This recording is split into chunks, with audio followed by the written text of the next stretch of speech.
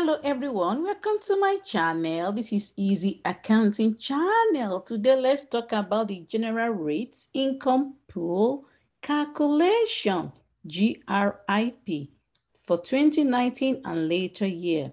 So you put in your corporation name, your business name, tax year end. This is like Schedule 59.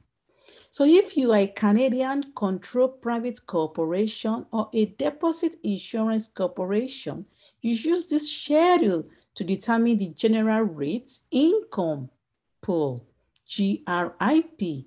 Credit unions are not required to complete this schedule. All legislative references are to the Income Tax Act and the Income Tax Regulation.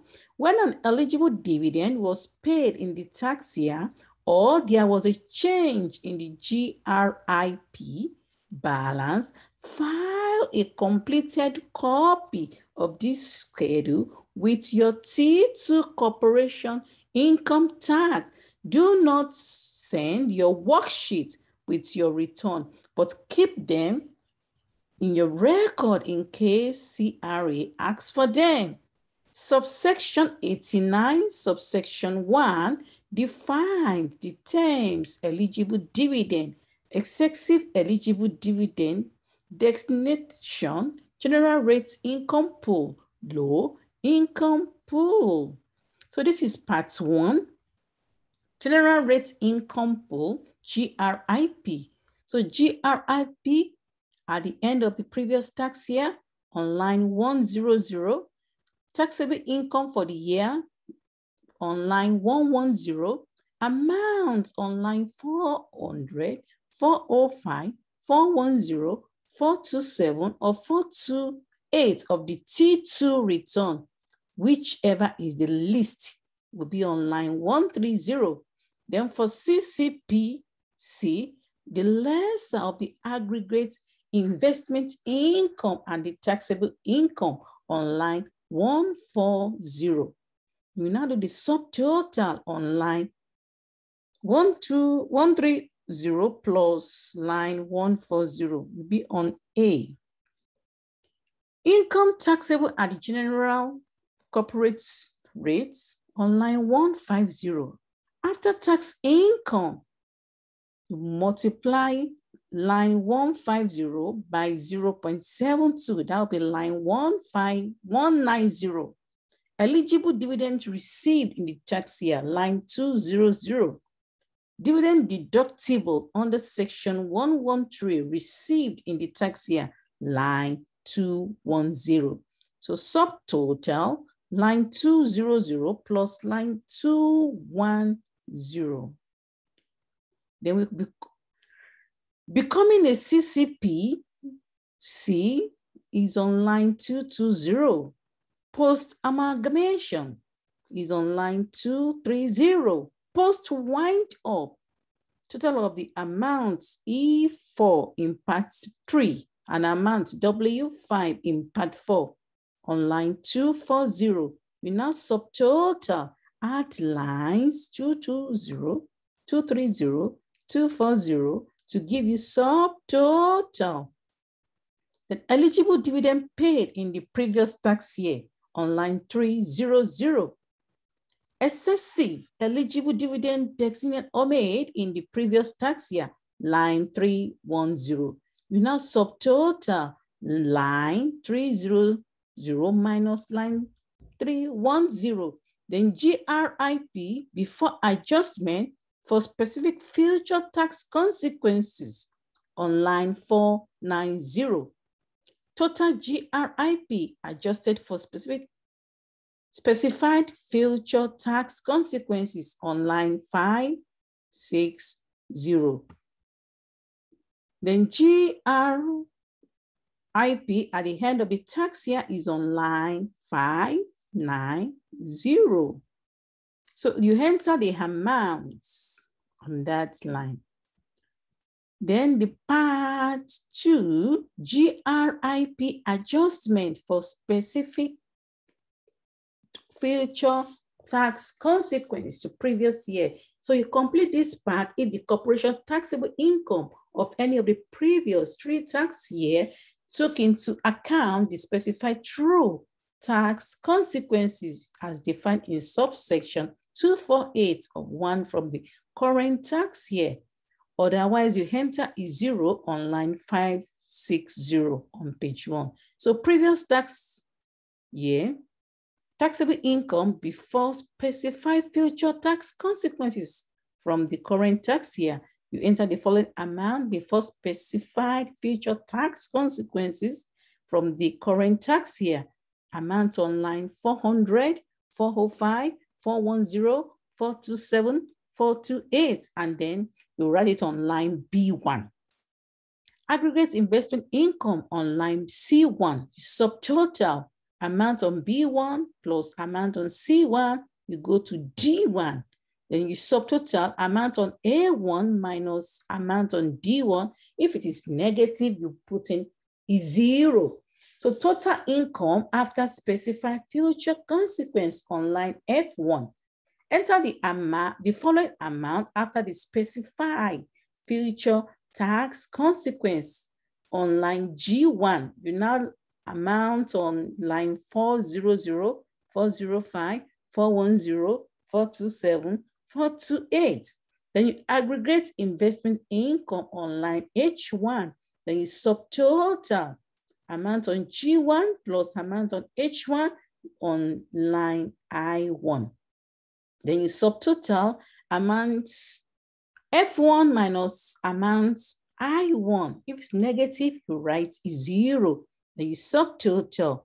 Then GRIP adjustments for specified future tax consequences to the first previous tax year on line 500. Then second previous tax year, taxable income before specified future tax consequences from the current tax year on line A2. So you enter the following amounts before specified future tax consequence from the current tax year. Amount on line 400, 405, 410, 427, or 425 on B2. Then aggregate investment income on line C2. Subtotal amount on B2 plus amount on C2. Then you subtotal amount on A2 minus D2. If it is negative, you write 0. Then taxable income after specified future tax consequence on line F2. Then you enter the following amount after specified future tax consequence on line G2. Aggregate investment income on line H2. Then you subtotal amount G2 plus amount H2 on line I2. Subtotal amount F2 minus amount I2. If negative, you enter 0 on J2. Total amount E2 minus amount J2. If negative, enter 0 on line K2.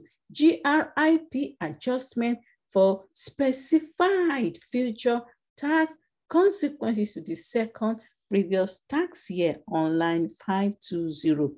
So if your tax year starts before 2019, use line 427. If your tax year starts after 2018, use line 248.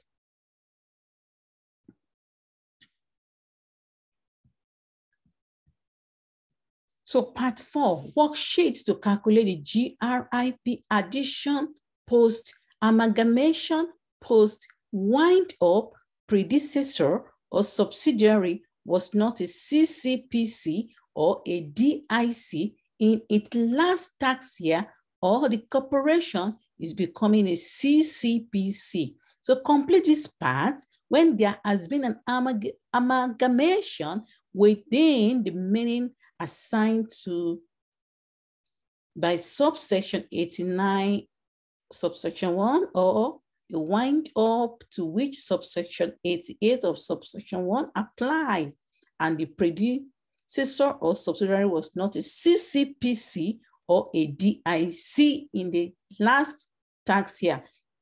The last tax year for a predecessor corporation was its tax year that ended immediately before the amalgamation. For a subsidiary corporation was its tax year during which its assets were distributed to the parent on the wind-up. So you calculate the GRIP, addition of a successor corporation following amalgamation at the end of its first tax year. Then you calculate the GRIP, addition of a parent corporation upon wind-up at the end of the tax year that ends immediately after the tax year in which the parent has received the asset of the subsidiary. So in the calculation below, corporation means a predecessor or a subsidiary. You complete a separate worksheet for each predecessor and each subsidiary that was not a CCPC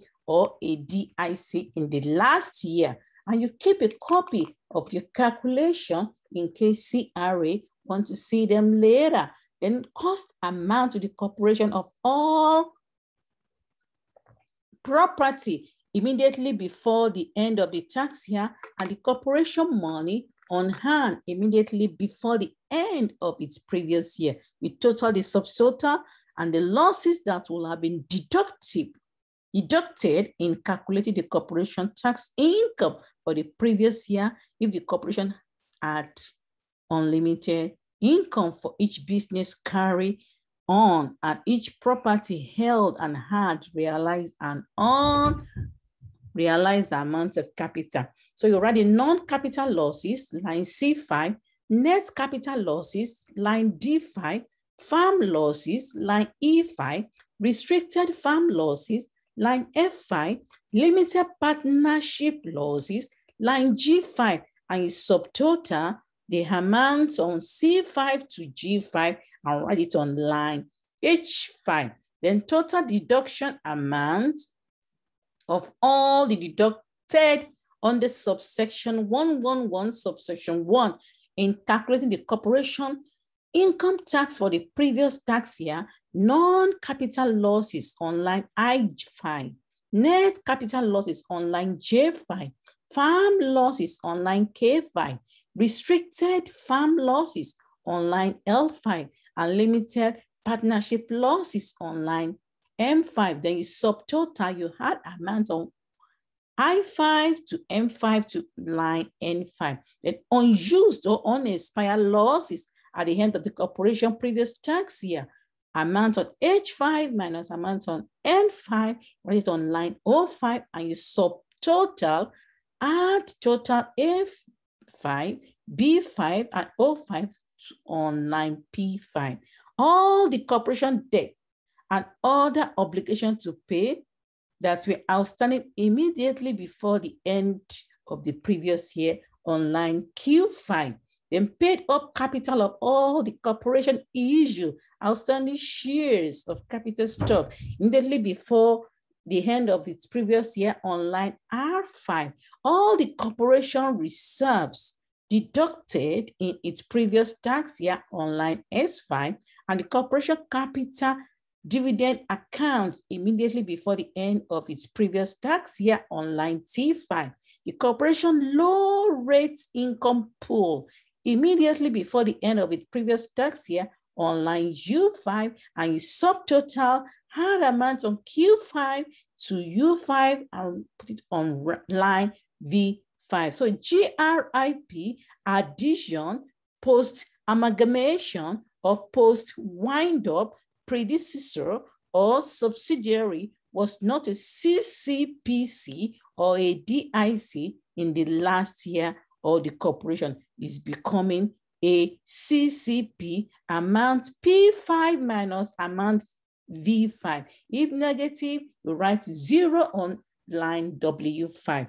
After you complete this worksheet for each of the predecessor and each subsidiary, you calculate the total of all of the W5, enter this amount on line 220 on page 1 of the corporation becoming a CCP, and on line 230 on page 1 of post-amalgamation, or line 240 on page 1 of post-amalgamate, post-wind-up. Thank you for coming to my channel. I hope to see you in my next video. Please subscribe to my channel, share my video.